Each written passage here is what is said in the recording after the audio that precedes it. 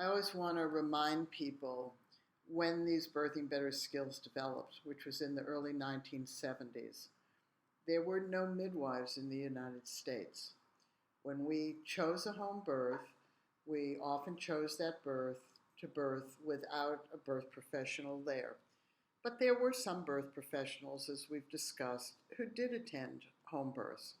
However, moving from a home birth into a hospital was extremely tricky depending on what city you lived in and what the viewpoint of the maternity system was at that time.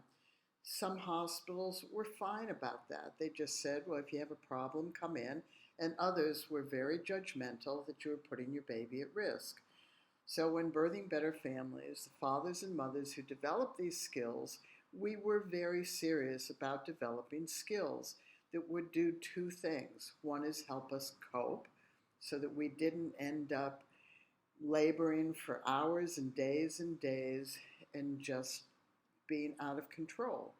And we also wanted to prevent and reduce any potential risks that each of us had from becoming problems.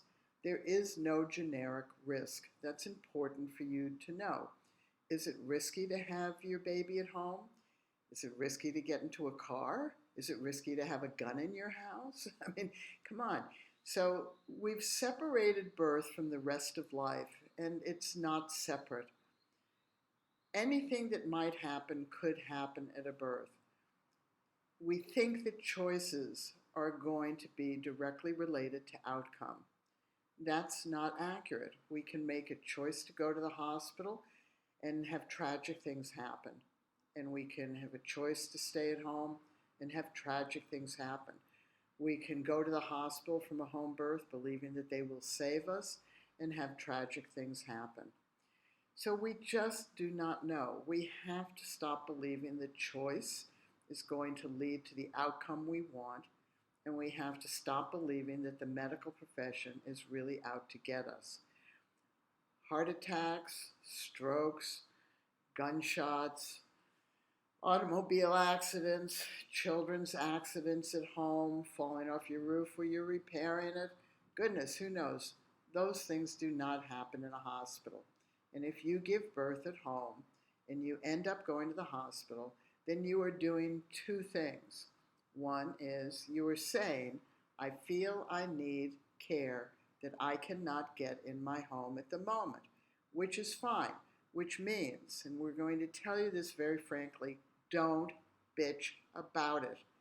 Honestly, if you go into the hospital, they will do assessments, monitoring, and procedures, and they may have an attitude. So what? It's still your baby's birth. You still have the birthing better skills in you. Use them. That's what we did. We didn't skip a beat. If we had to go to the hospital, either drive ourselves or call an ambulance, we kept using our birth skills. Care providers loved it. We came in more in control. We negotiated better. We learned more things. They worked with us in a more comfortable situation than if they felt we were coming in with an emergency and being hysterical. So if you transfer the hospital, you're going into their environment, do it with your skills, and let them take care of you. If you don't like the things they're doing, you can either sign out if you want, or just suck it up. Honestly, there is nothing that requires any birth professional anywhere to treat you the way that you want to be treated. It's unrealistic, and we have to stop it. The other thing you want to know about being transferred to the hospital is that 99.99% of all transfers to the hospital do not occur because there is a life and death emergency.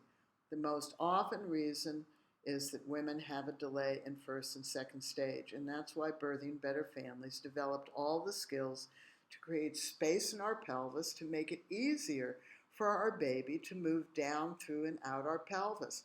But we as birthing women then had to really work with those skills. If we got into positions that hindered the birth, then we had to get out of those positions into positions in which we had a progressive labor. And if we had a progressive labor and the contractions got more intense, stronger, and closer together, we had to cope with them and not be moaning and groaning. And that's the most difficult part of all of this, is how we as women behave. We don't like pain. Why should we? But if we're going to get our baby out of our body, we have to learn to cope and manage it. And we have to accept that the increasing discomfort and pain is due to the fact that our body is opening up big enough to let this big object out. So those are the reasons we ended up transferring. And you can prevent that by really highly becoming skilled and committing to using your skills no matter where you birth your baby, who's present, what's happening, what your beliefs are, what your choices, how they've changed, whatever. We just committed to birthing our babies. Right? We cannot stress that enough. We get pregnant. You got pregnant to have a baby. You got wrapped up into the politics. It's your baby's birth. Please become skilled to birth your baby. That's what you're going to remember. You don't have to remember what they did or didn't do to you. You don't have to remember about how your choices changed. What you're going to remember is, I breathed beautifully. I softened and relaxed. I worked with my baby's efforts to come out of my body. And as a birth coach, what do you say? I could see and hear when she needed my help. I knew how to help her. We worked together beautifully. We may not have had the ideal birth, but boy, did we rock it. So if you transfer, just keep being a skilled birthing mother and birth coaching other.